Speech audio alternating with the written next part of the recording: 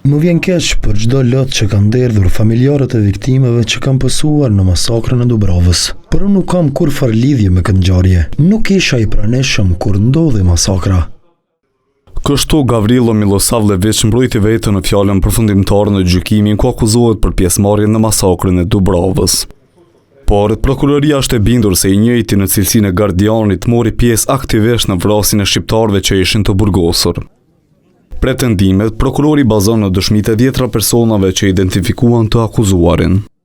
Skënder Raca, i cili ka mbetur i plagosur në këtë ngjarje, e kishte identifikuar të panderin Gavrilo Milosavljević aty në anën e majtë të Karahullës, të cilën e përshkruan se ka qenë i uniformuar dhe i armatosur me Kalashnikov, i cili me të dhënë urdhrin e gjuhës serbe që të qellonin me armë, kishte shtënë me armë zjarrin e drejtim të burgosurve shqiptar. Andaj ndaj tij u kërkua gjykim dënues.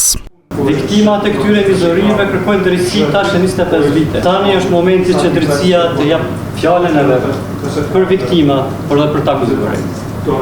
Andaj propozojmë gjykatës që të akuzuarin Gavrilo Milosavljević ta shpall fajtor dhe ta dënojë sipas ligjit.